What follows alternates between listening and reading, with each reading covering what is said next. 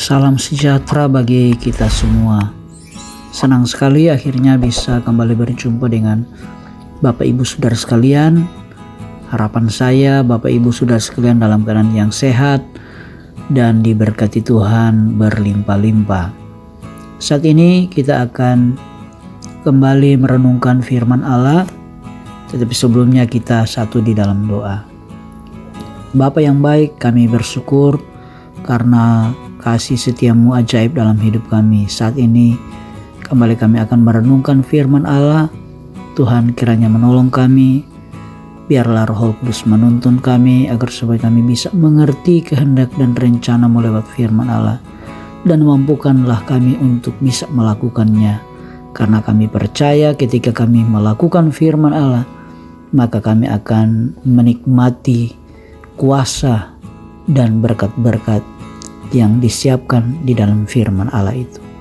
Terima kasih banyak Bapa, ampuni dosa kami sudah berdoa dan bersyukur, dan kami siap merenungkan firman-Mu di dalam nama Tuhan Yesus Kristus. Haleluya, amin.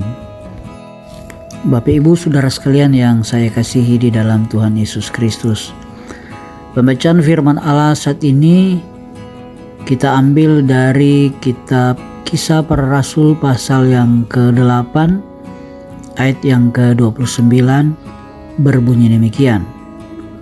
Lalu kata Roh kepada Filipus, pergilah ke situ dan dekatilah kereta itu.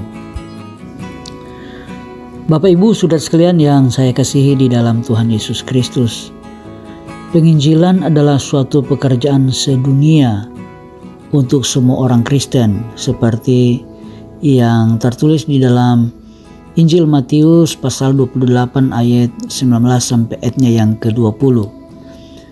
Dalam bacaan hari ini kita membaca Filipus dituntun dan disuruh oleh Roh Kudus untuk mendekati kereta yang ditunggangi oleh sida-sida dari Ethiopia yang sedang membaca kitab Nabi Yesaya. Waktu itu sida-sida tidak mengerti apa yang dibacanya. Tuntunan Roh Kudus terhadap Filipus untuk memberitakan Injil bahwa kitab yang dibaca sida-sida itu menunjuk pada Yesus, anak domba Allah yang disembelih. Dalam penginjilan, Roh Kudus berperan menginsafkan dunia akan kebenaran. Dalam arti kata bahwa Roh Kudus akan menuntun orang kepada kebenaran, dan kebenaran itu adalah Yesus Kristus sendiri. Ketika Roh Kudus datang, Ia akan menginsafkan dunia ini akan dosa ketidakpercayaan kepada Kristus. Jadi orang yang bertobat dan mau menerima Kristus adalah pekerjaan Roh Kudus. Para penginjil atau orang yang menginjili hanyalah alat yang dipakai untuk pemberitaan Injil, sedangkan yang mengerjakan keselamatan itu adalah Roh Kudus. Bapak Ibu Saudara sekalian yang saya kasihi di dalam Tuhan Yesus Kristus, Alkitab menegaskan bahwa Roh Kudus berperan penting dalam pelayanan penginjilan, dalam memberikan kuasa atas orang percaya. Ada 3 cara yang dipakai Allah dalam pelayanan Roh Kudus, khususnya penginjilan dalam Alkitab. Pertama, Allah menggunakan aktivitas Roh Kudus melalui firman-Nya atau Alkitab.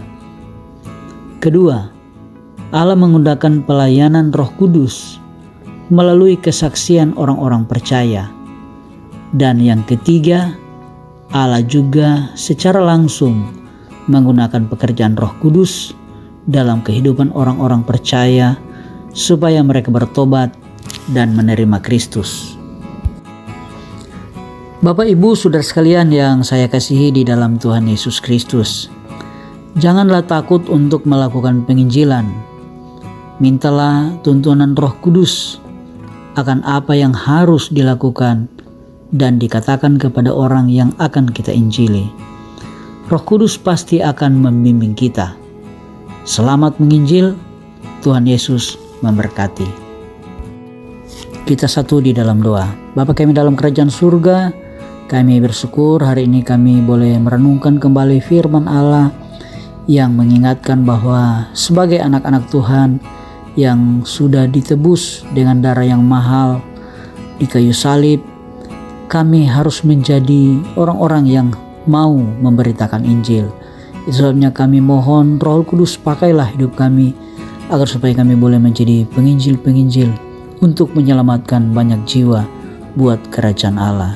Terima kasih banyak Bapa, tanamkan firman-Mu dan mampukan kami untuk melakukannya, karena kami percaya kami pasti menjadi orang-orang yang diberkati Tuhan.